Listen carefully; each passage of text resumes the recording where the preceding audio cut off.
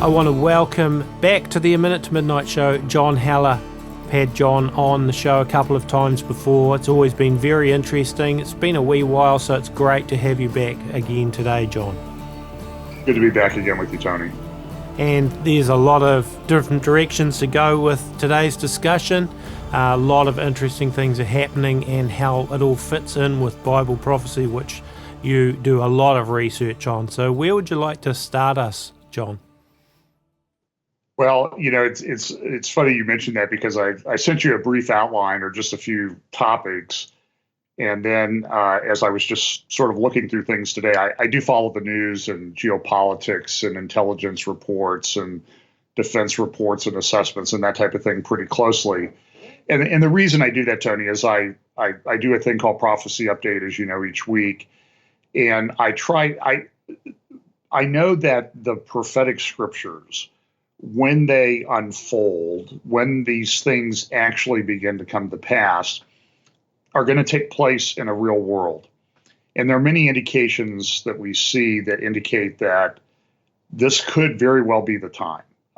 It becomes increasingly clear every day. And I've sort of jokingly said that when I do my update at Fellowship Bible Chapel each week, some Sunday, I'm just going to go up there without any preparation and just look at my, the various news feeds that I get, and I'll just talk about things. I heard, I think it was Bill Salas, who's a friend of mine, was talking the other day, and he said that, I used to, and we actually played golf when I was in California last month.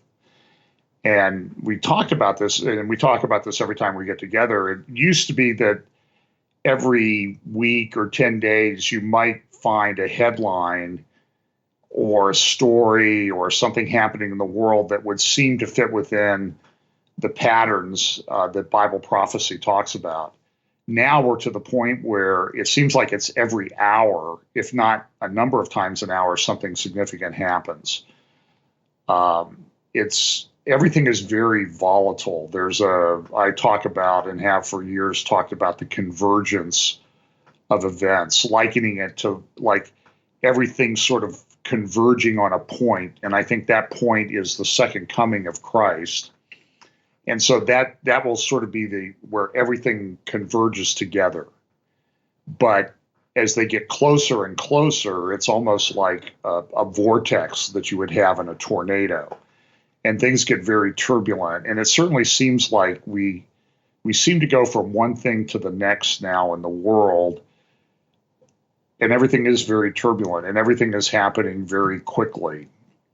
One of the topics I suggested to you, and something that I think is sometimes overlooked in geopolitics and Bible prophecy, is demographics. We live in a world of enormous demographic change. And we know that there are certain players in the end times that are going to be very significant. We have Israel, we have Iran or Persia, I think Russia, Egypt, Turkey, and Saudi Arabia. I think all of these, they're all mentioned in Ezekiel 38 and 39 and elsewhere. And even Syria and Damascus is mentioned in Jeremiah 49, Zechariah 9, and Isaiah 17. So I think all of these places that are mentioned will have significant events occurring with them, and it seems like every day you look, things are happening very quickly. I don't remember what I talk a lot. I do at least an hour and a half or so prophecy update each week. I do a number of radio interviews from time to time, such as this. So I don't always know if I'm repeating myself. But in 2011, we were in Israel on a tour. The second day, 2 nights we stayed at a resort at the southern end of the Sea of Galilee.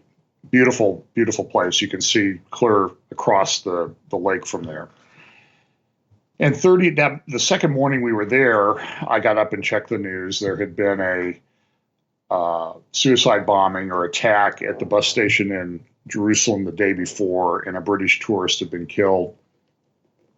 It was kind of significant. It was during the first they were just getting ready to launch the first Jerusalem marathon. So everybody's a little disconcerted about it because of where it occurred at the central bus station. But 30 miles to the east of us, in a town called Dara, they were starting to have riots. They were having protests. And that eventually cascaded into the Syrian civil war, which 7 years later is still with us. This was March of 2011. And it was kind of an interesting contrast because there we were in Israel, and aside from the terrorist bombing that took place in Jerusalem, it's very strange because it's of course surrounded by countries that would really rather that it not exist. But there's a strange sense of security when you're there. And so here we are, this peaceful setting and a resort at the southern end of the Sea of Galilee, and 30 miles away is starting a civil war, the riots that will eventually lead to a civil war, which has effectively destroyed Syria as a country. There's not much left. There's probably somewhere between 500,000 and a million. I think it's probably closer to 1 million people dead. At the start of that war, Syria had 21.5 million people. The last estimate I've seen is that 10.5 million people are displaced, meaning they don't live where they lived 7 years ago. If you put that in terms of the United States, that would mean a similar proportion would be about 165 million people don't live where they lived during the Obama, just before Obama was reelected. It's shocking what's happened and how quickly it's happened. And part of the thing that plays into that is demographics. And we don't really think about that, but a lot of these countries that, at least according to Scripture, are significant players in the end times have a tremendous demographic problem. I can talk about that on a number of levels. Let me talk first about Israel. We spent a couple weeks in Israel last May we were there during the Trump visit in May. We were also there when they celebrated on the Jewish calendar the 50th anniversary of the Six-Day War in 1967. And we were in Jerusalem actually on a day when they said that there were more people in Jerusalem on that day than had ever been in Jerusalem in any day in its history. And it was tremendous. I mean, there was a great time of celebration. Part of our trip, we spent touring areas that most tourists never go to see. They're in Judea, biblical Judea and Samaria, the biblical heartland, commonly called the West Bank. What was interesting about that, there's always this issue about, Israel could never have a one-state solution because if they have a one-state solution, the Palestinians would have way too many people and they would take over, they would control the democratic institutions, and Israel would lose its character as the world's only Jewish state. There are a lot of people that disagree with that. There's some good work that's come out from a former ambassador named Yoram Ettinger. And then Caroline Glick, one of my favorite authors, columnists, writers, wrote a book a couple years ago called The Israeli Solution, where she tore apart the demographic studies that have been done. And it was interesting when we were there, having read these books and reading Ambassador Ettinger's work. Well, as we're traveling through the West Bank, the one thing that I noticed was that we would go to these places that were very well built up, near the biblical cities of Bethel and Ai, particularly Ai. It's really in a neighborhood that rivals, the best neighborhoods in America in terms of the size, quality of the houses. They're mansions. But the interesting thing is, as we went to a number of these sites and we went to these places that are Palestinian villages, there was nobody there. I mean, we saw nobody all day long. Now, of course, when you're in Bethlehem, when you're in Ramallah, and a couple in Nablus, you'll see people, but in some of these neighborhoods, they don't stay there. They've left, and so I discount a lot of these claims that the Palestinians far outnumber Israel. Well, while you're on that point, I just want to bring up something that I had somebody commenting on one of my Minutes Midnight previous videos about Israel and that whole area, and saying all the Christians have left Bethlehem and those places because of persecution from the Jews. And my argument was, well, hang on a second, you're missing the elephant in the room. It's because of the Palestinian Muslims that the Christians, have gone from those areas largely. What are your thoughts on it?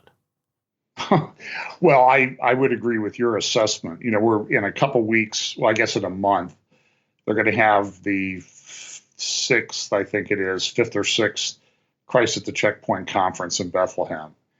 And one of the things there, those are Palestinian Christians. They're going to come and they're going to say that it's the Jews' fault. It's often that's sort of the meme that gets passed around quite a bit. It's, well, we're persecuted because of the Jews. But I can tell you, Tony, that within the Palestinian areas, and sitting and talking to some people that I did, Arab people, some of whom were Hamas supporters as opposed to the PLO, in the area of the West Bank, there's tremendous persecution of Palestinian versus Palestinian. It's a very tribal society. There are many of them that don't like Mahmoud Abbas, Abu Mazen, because he rules from, what's the saying? He's in the 12th year of a 4-year term. Yeah. And they don't like him because he's from up around Nazareth. And so that's a different tribe than is the tribe that is really from down around Ramallah. And as a result, it's a very fractured society anyway. But look, I have plenty of friends who are Christians. And look, there are restrictions and some persecution that takes place of Christians. I've supported in the past a ministry for helping Jewish believers because they are persecuted. And the Orthodox Jews can be awful, but the Palestinian people, by and large, I'm just telling you, you go throughout the West Bank in these places that have these large homes and communities, at least during the day, are virtually empty. We didn't see anybody we had one guy come over and talk to our guide because they knew each other in Bethel. We didn't see anybody at Ai. We didn't see anybody at Shiloh.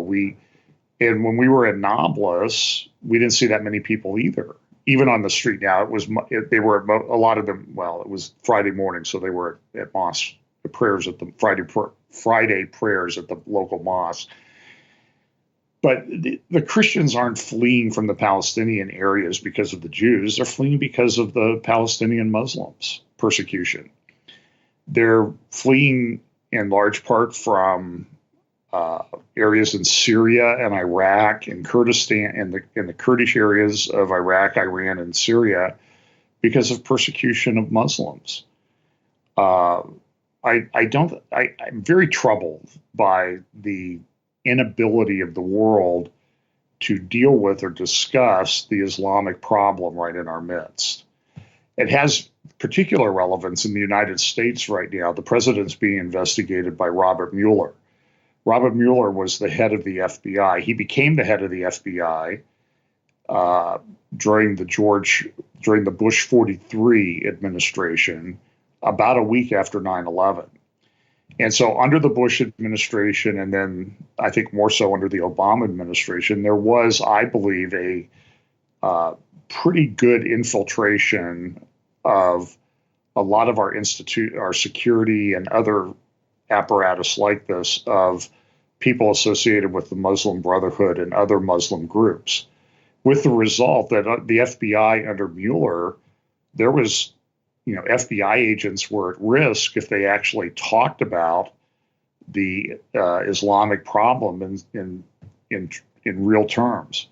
A friend of mine, Phil Haney, worked at the Department of Homeland Security from its inception, and he was putting together information in the various databases about the terror networks, the Islamic terror networks that operated worldwide and in the United States. And there were people that didn't like him, and their agenda was to squelch that problem. And he was brought up on internal charges and investigated 8 times before he finally retired. By the way, he has a book out called See Something, Say Nothing. And he had put together information that probably would have, I think, stopped the San Bernardino shooting that occurred about 2 years ago. And I think it was in November, December of 2015. I happened to fly into California the day after that happened. And then you could see it. There's quite a police presence out there in that area where my wife's stepfather lives.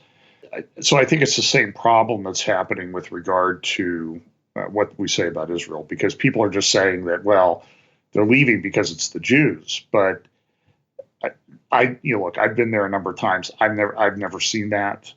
I've never worried about it. Yeah, sure, some of the Orthodox groups are very difficult in terms of that, and it's not easy being a Jewish believer in Israel. There's no doubt. I mean, people lose their jobs and that type of thing. But the people leaving the Palestinians are leaving the Palestinian areas, I guess is my point. And the only way they get the population numbers high is to double count them. And we know that Islamic immigration is a huge problem.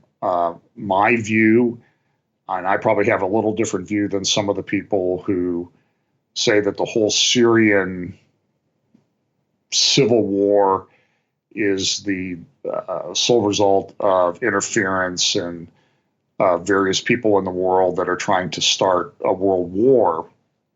I don't doubt that there are people that are trying to do that, but there were a lot of somewhat demographic problems that led to the outbreak of the Syrian civil war. They had just gone through a very severe drought for about 3 years. That created a lot of economic pressure. And the Assad regime comes from the Alawites, which is I think a more secularized version of Shia Islam. For example, I believe a lot of the Alawites will drink alcohol, which Shia Islam would not do. But the heartland of Syria, the breadbasket, which would include the areas that we've just been hearing about, Douma and Eastern Ghouta, Douma being where that chemical attack did or did not happen a few weeks back. That's still, to be honest with you, I've studied it. I've read a lot about it. I don't know whether it happened or not. We can probably talk. I know you had Doug Woodward and Gary Hoffman on to talk a little bit about that. And I don't know whether it happened. And I'm not necessarily, I don't think it's a good thing for us to be involved there, frankly, as an American. I don't know that the response that we did throwing, $500 million or so worth of missiles in there accomplished much of anything. Certainly hasn't changed what Putin has done or what Assad has done. But that area there, which was the breadbasket of Syria, was a Sunni Islamic area. And when the Sunnis revolted against their view of very oppressive dictatorship of the Assad family, they formed rebel groups. And a lot of these rebel groups aligned with very bad terrorists. Some of them morphed into this group called ISIS.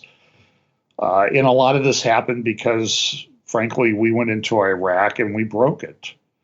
And the only way that a Saddam Hussein was able to keep his society together was to be a brutal dictator, because they're not only tribal, but they're also very divided by their different stripes of Islam. Example of that would be, Tony, up in northern Syria.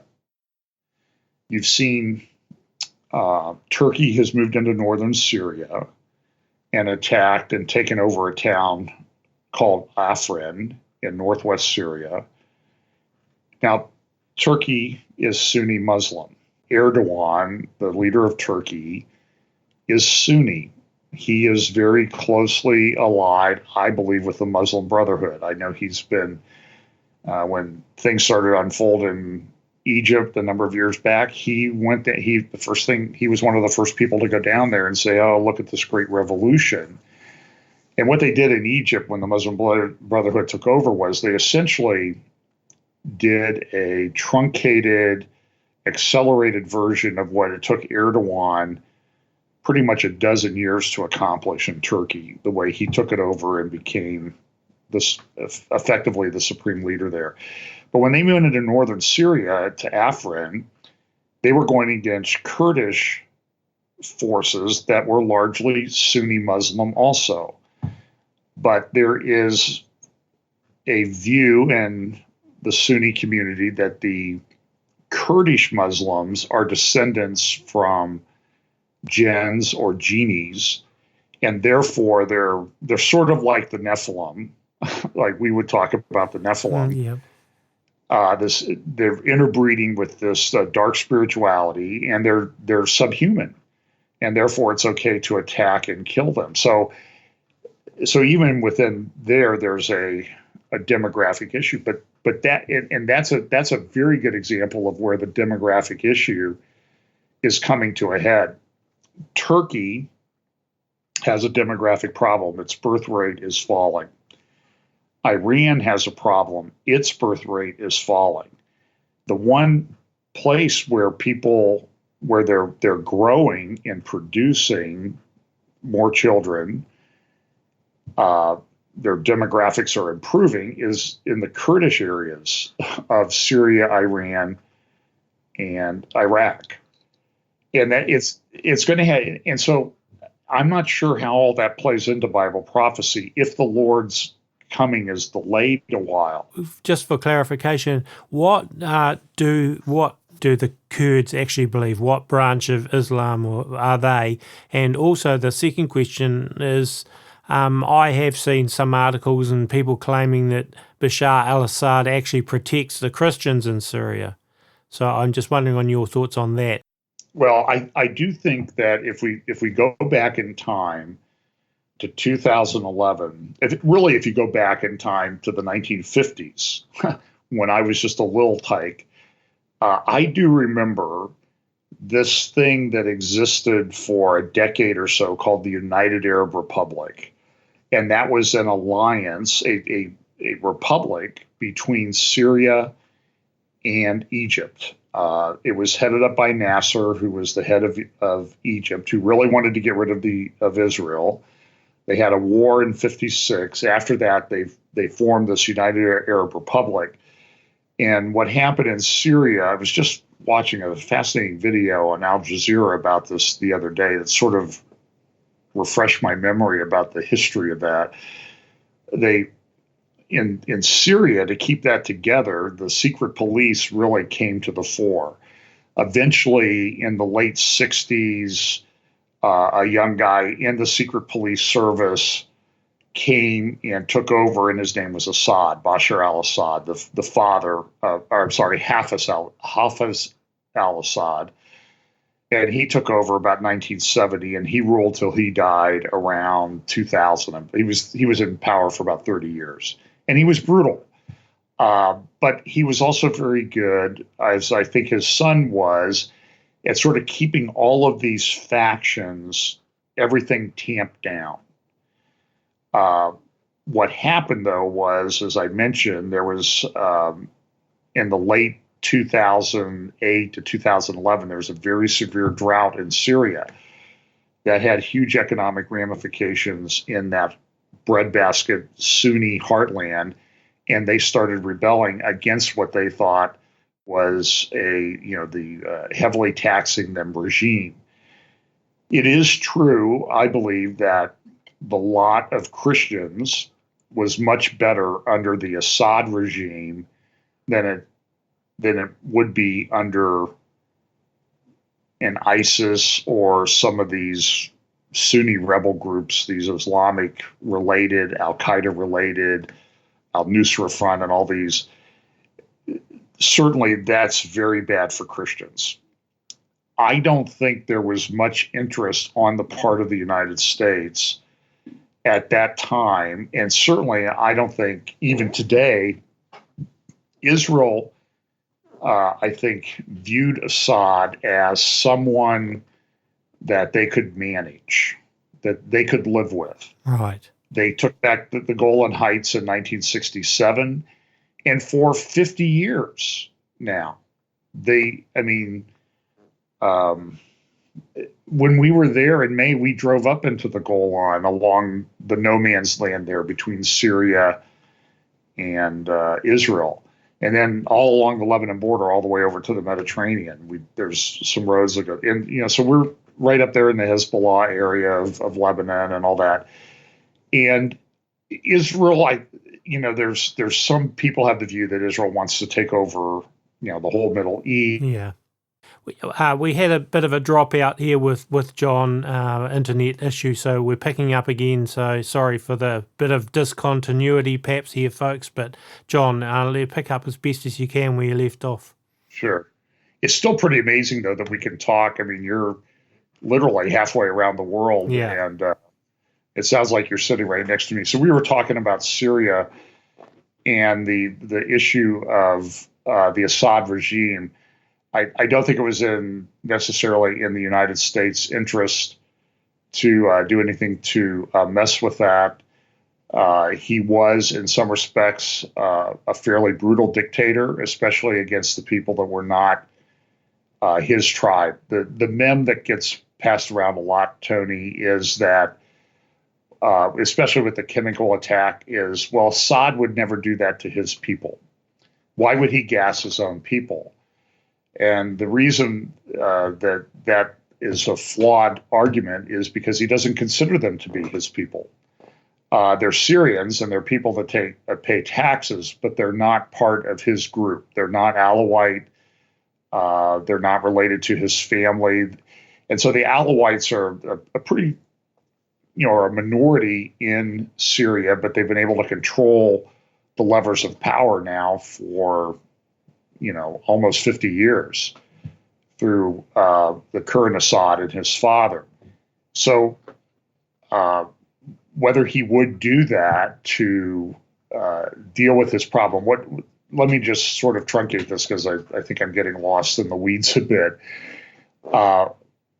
What happened was that as the rebel groups came together, funded in part, I think, by the United States and other Western governments, to sort of rise up against the opportunism of the Iranians who were moving into the area.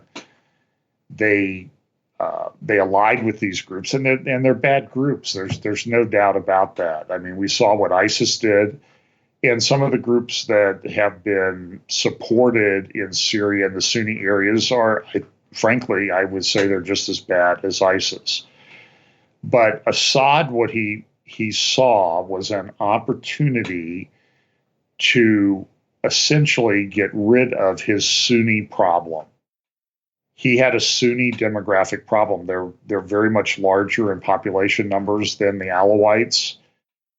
And so he saw an opportunity. And then when Russia came in about 3 years ago, they essentially, I just don't think there's any question that this happened. Now, I know this will be very controversial in some quarters, but it is clear from looking at the picture of city after city and village after village in the Sunni areas of Syria that Assad, with the assistance of Russia and Iran, has essentially got they barrel bomb those areas. There's just no doubt. Look at the damage of those buildings. Look at the drone footage of Aleppo, of Damascus, of the Sunni areas of Damascus. Other areas of Damascus are virtually untouched. Somebody that had an air force was able to barrel bomb and bomb those areas and get the Sunnis to leave. There's a rather there's a pretty good interview. It would have been in late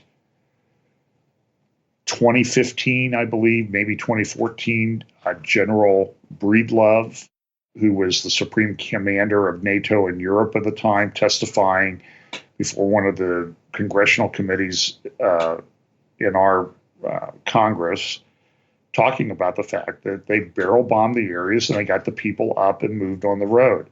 Those people have now moved into Europe. That is, by all estimates, the initial wave of immigrants into Europe have been about 85% military-aged males. This has had a bit of a destabilizing result on Europe. There are many countries, we know the stories about no-go zones in Sweden and France and elsewhere. Macron, in a speech just last week, was talking about the demographic, making allusions to the demographic issues that are facing Europe and how Europe is going to have to become more inclusive. Now, Russia has a demographic problem. Europe has a demographic problem. Their populations are in decline.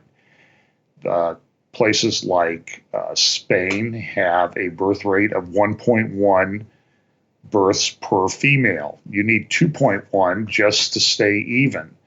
They're at 1.1. Russia is about 1.2. I think Italy is 1.2 or 1.3. The result of that means that in one generation, there's half as many people as there were in the prior generation. In Moscow, the reports that I have read indicate that Moscow is now 25% Sunni Muslim.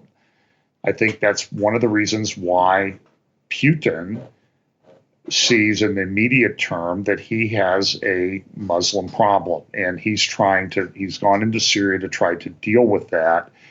And by getting the Sunnis out of that area, they're moving into Europe and destabilizing Europe, which is sort of an added benefit for somebody like Putin. There was a book that just came out, and I think this was referenced in Macron's speech last week, that it's a book by Stephen Smith. He's a professor at Duke University in North Carolina here in the United States, and it's called The Rush to Europe. And he's looking, too, at the demographic problem that Europe faces. Hang on a second here. I had some stats that I pulled out of his talk. I mentioned to you when we were talking ahead of time that back in 1956, a town that he lived in Africa, he speaks fluent French, had about 300,000 people in it. That town now has 2.5 million. By 2050, Europe will have 450 million people. I believe that's somewhere in the neighborhood of what they have right now. They won't grow, but their birth rates are declining, which means that that population will be replacement people from somewhere else. Africa is projected by 2050 to have a population of 2.5 billion. Africa is growing. The interesting thing is that since 1930, Africa's population has increased. I believe in 1930, their population was 150 million in Africa. Now, I could be wrong on that, but I think I pulled that out of an interview that Dr. Smith did. And 40% of them now are under the age of 15. That means they're going to continue to grow, and they're going to look elsewhere for opportunity because of the poverty in Africa, and they're going to go to Europe, and they're going to change the face of Europe. So the reason why I think this is kind of a long way of saying that this plays into Bible prophecy is the fact that for Persia, for Turkey, and some of these countries that we're told will come against Israel in the last days, I think that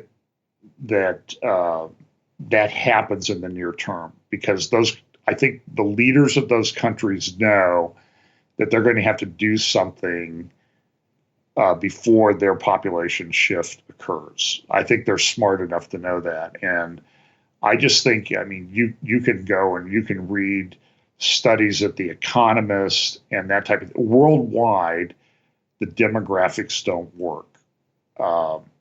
In the United States, we have made promises to public municipal employees as to what we're going to do in terms of pensions.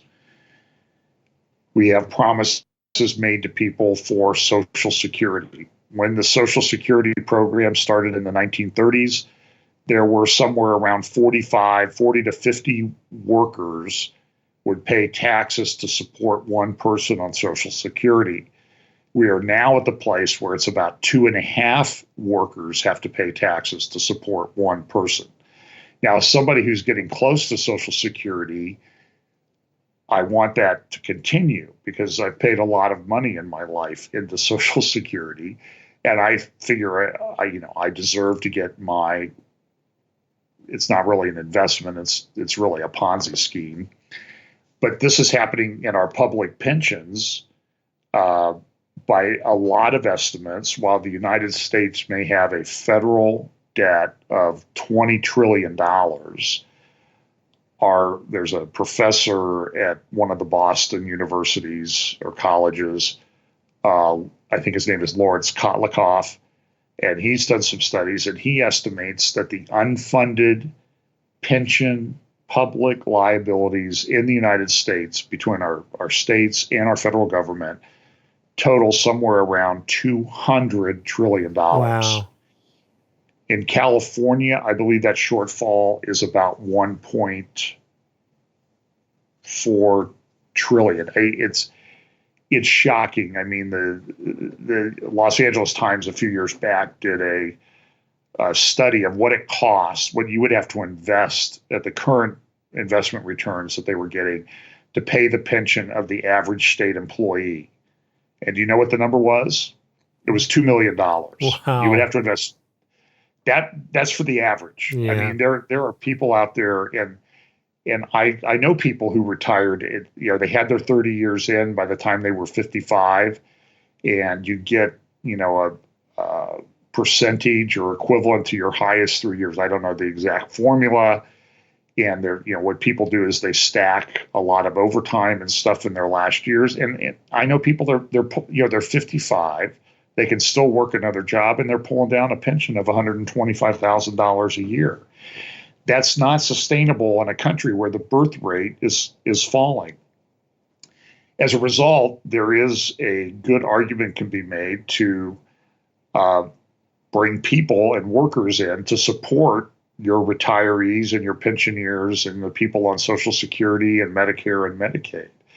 And this is happening all over Europe. It's why Europe has encouraged immigration. But it comes at a great cost. So there's a big argument in Bible prophecy about who is the Antichrist, where does he come from? There are a number of different views. There's I sort of say the classical Hal Lindsey view that he comes from Europe, a revived Roman Empire. There's the Joel Richardson view that he's an Islamic Antichrist. I sort of take the view that he's sort of a Islamist, religious leftist Islamist, fake Christianity guy. He kind of combines all of those qualities. But if you take the view of Joel Richardson, I think a good argument can be made that if the Lord doesn't return in 30 years, it's going to be irrelevant whether he comes from Europe or the Middle East, because they're both going to be largely Islamic by that time based on current demographics. The thing is, I would put into that mix, though, is the fact that you've got the Sunnis and the Shia and, the Alawites and these different factions that are they ever going to be able to coexist, or are they sooner or later they're going to come to war amongst themselves? Well, they're already at war amongst themselves. Well, I mean, seriously big war with nuclear weapons and so on. Well, that's interesting, and that's why you see the tension right now between Saudi Arabia and Iran. I always want to call it Persia and Iran. I mean, they're effectively at war. Everybody's become very good at fighting their wars through proxies in all these different places. And look, the United States does it too. I mean, they fund rebel groups because they think that it's going to help them.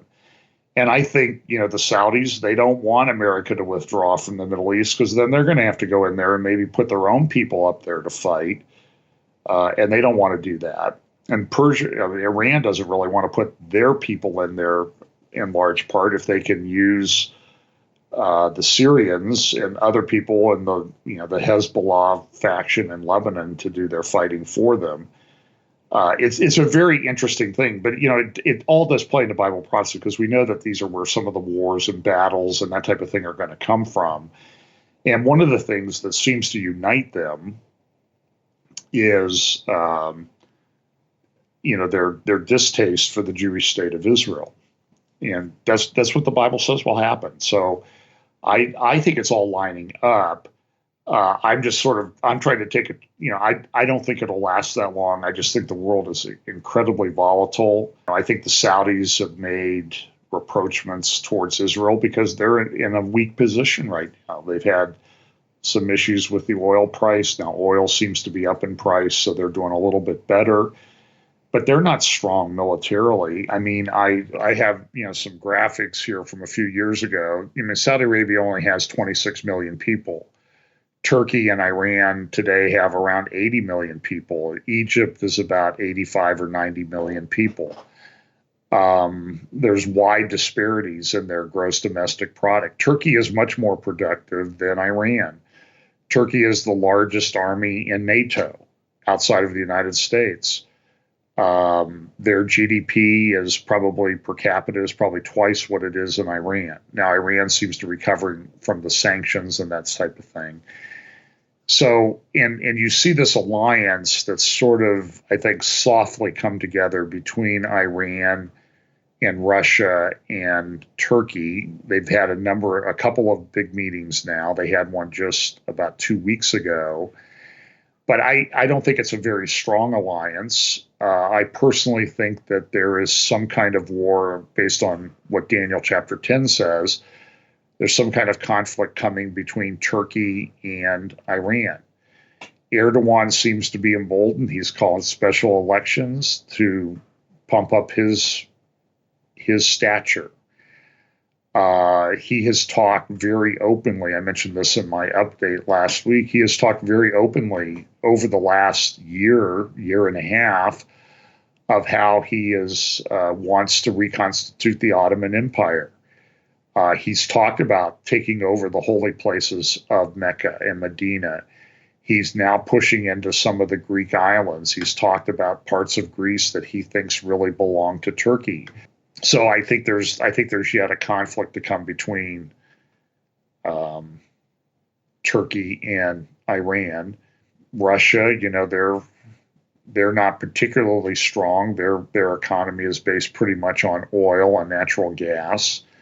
They fear the rise of the natural gas that Israel has and the pipeline that they want to build to go into Europe to compete with Russian gas. Well, I think that's a really big point in what is going on, is that, the reserves in the Golan Heights, because, that is kind of disputed territory, though it's in Israel.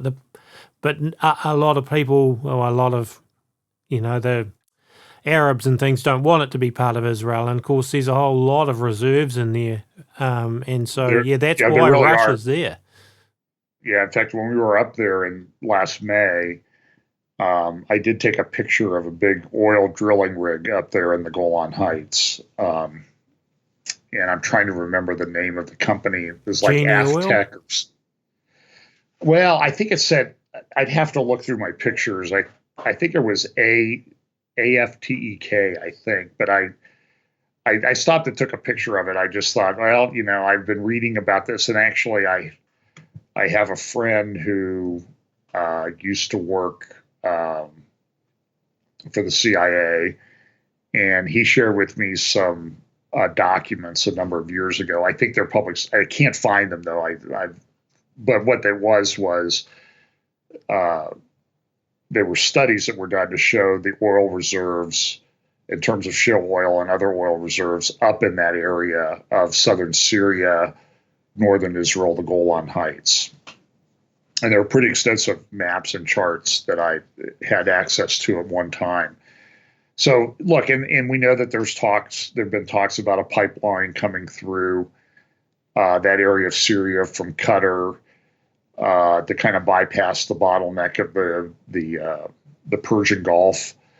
So look, there are many things in play that make Syria much more valuable than it is. I personally, I don't think that the United States has the.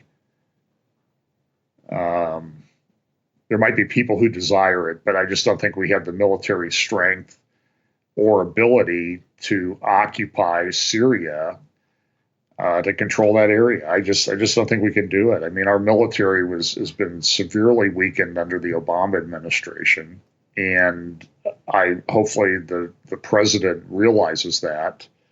I think we're in desperate straits. I went through the nuclear posture review that our government put out just a few months ago. And when you look at, for example, the ability to use tactical nukes, we have virtually no capability at all, and Russia has that capability in about 8 areas that we don't have. So this whole thing is very, very volatile. I'm very concerned about what's going to happen between Russia and the United States. I don't, right now, frankly, Tony, I don't trust anybody on the world scene. I know that it's like a hair trigger. It's just something that could erupt any moment. Yeah. And you mentioned you were talking about the pension thing and the financial thing and all that. Well, see, I actually think that's a huge underlying factor going on here, that the whole global financial system is sooner or later, the whole thing's going to implode, and I think it's going to be a deliberate implosion so that they can bring about a whole new financial system, because it's not sustainable the way it is. And so, is it going to be war that triggers the financial collapse and the bringing in of a new system, or is it the other way around? The financial system collapses and then the wars come out. But I think that's kind of like in a sense, an underlying elephant in the room, that the way the whole global financial system is, it's unsustainable, and that there are players preparing to put a new system into place with cryptocurrencies and all that. And we are, a global cryptocurrency network, which we won't have time to get into today. But I do feel that that's a big underlying factor in what's going on here as well. So sooner or later, it can't sustain. Well, I can only say that as someone who, I'm an attorney, and I work in commercial banking and finance. And while many banks have record earnings, the activity of the banks has changed dramatically. They don't seem to be making loans. I've done a lot of foreclosures. So when things go bad, it's usually good news for me, for my business. But the banks have pulled back in the foreclosure market way back from what they were a few years ago. I mean, 5 years ago, I was very, very busy. Now, a lot of us that do work in commercial banking are looking for work, looking for clients and cases and things to sustain us. It's something is going on, is all I can say. It's very volatile.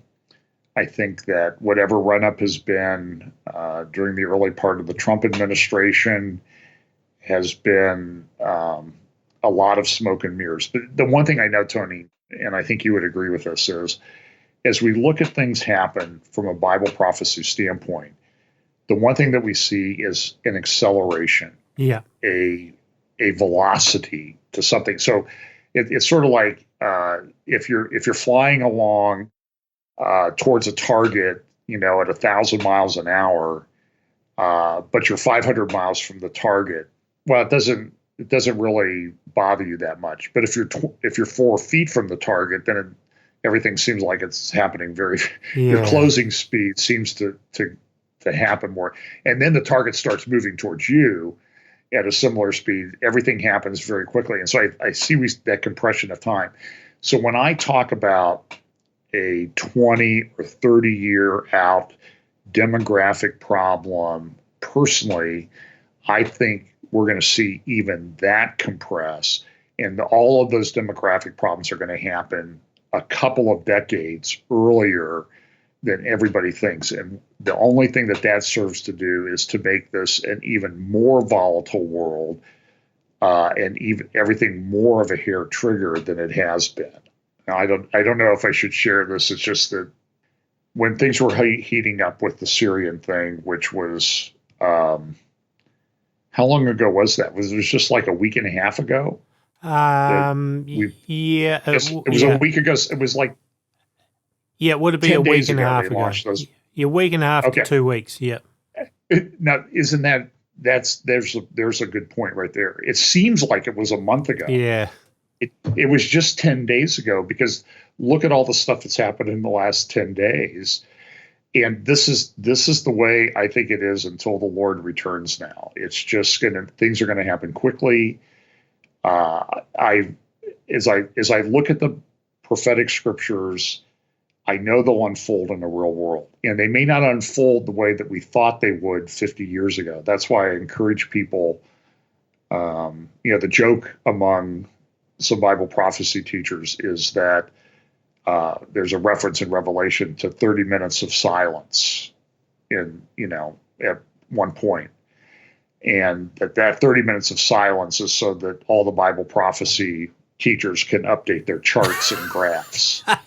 And I think that's true. So I always say, I don't do anything that's printed. I keep mine in PowerPoint where it can be easily edited. And I do think we need to be open to that. Well, what we thought back in the 1960s with the European common market, that's not the way the world is now. The world has changed dramatically, and the world could change very dramatically in the next 2 or 3 years. It's crazy. I mean, a month ago, we were talking about going to war, nuclear war with North Korea. Now we're talking about, everybody's making nice over there. And frankly, I don't trust any of them. Yeah. Because they're going to act in their own best interest. Yes. And I think apart from people trying to orchestrate things, which I think people do, sometimes I don't think they're very good at it, but the overarching thing is that even if they weren't trying to orchestrate things, we seem to be hurtling down this road to this massive series of conflicts. And it's troubling. I get calls from people, and, I just think, I don't know what it looks like before the Lord returns or the rapture happens or that type of thing. I don't know that date. I don't know that exit. So I have to prepare like I'm going to be here. And I think everybody needs to prepare mentally, physically, and that type of thing. I don't think you have to go crazy, but the hardest part for me is, I'm an older guy. I have a 401k, and how do you protect that? What do you do to protect yourself? And the answer is there's only so much that you can do, because there are people that have control over the system, and so it's very troubling. But I do have this strange sense of peace, because I know the Lord, and I trust in Him, and I know what, if anything happens to me, I know where I'm going. And I don't know how people that don't have that can function. Well, that's a very good point. And yeah, I think we all need to have our eyes focused on that, and on God, on Jesus, and looking for His return, and not living in fear, and watch where our own hearts are at. I know that's a big challenge for me all the time, to challenging myself. Where am I at? with my heart towards God and how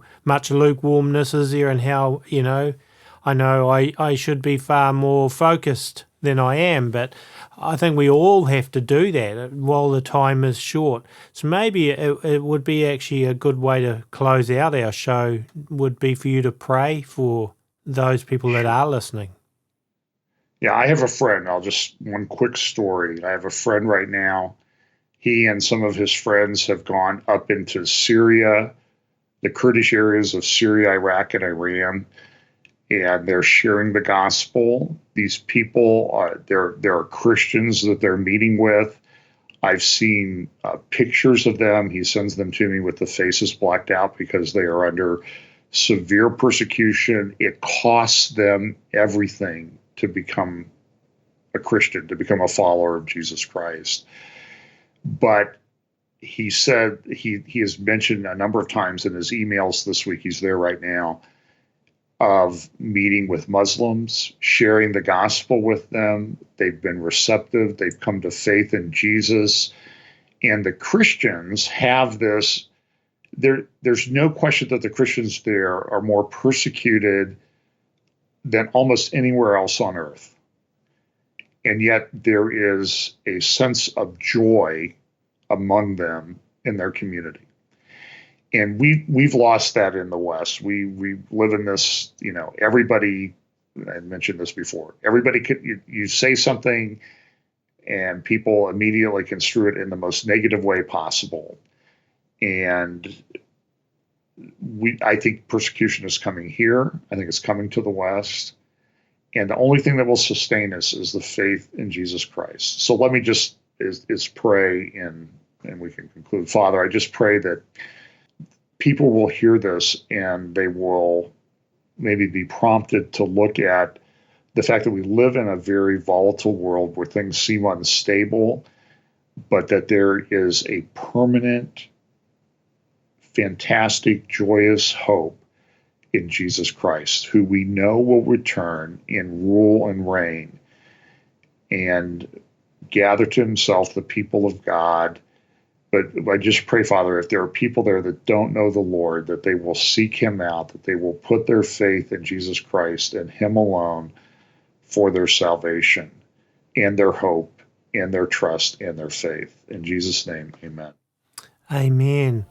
Well, yes, John, we've covered quite a bit, so much more we could have brought out, so we'll maybe have to come back in a few weeks and do some more. But thank you, this was extremely interesting, and I've learned a lot from today's show, so thank you for being on the A Minute to Midnight show again. Sure. Thank you, Tony. It's good to be with you again.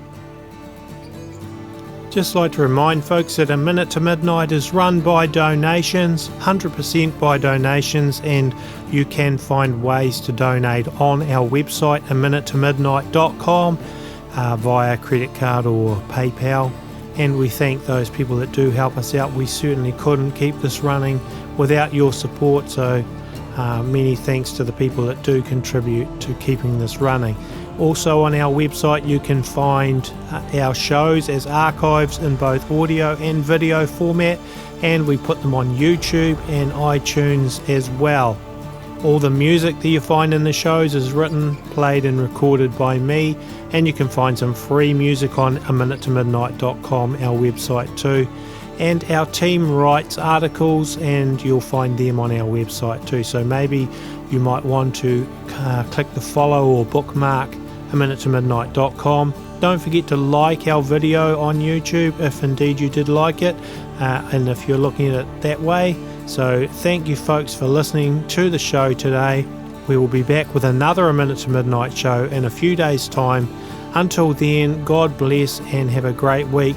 So this is Tony signing out.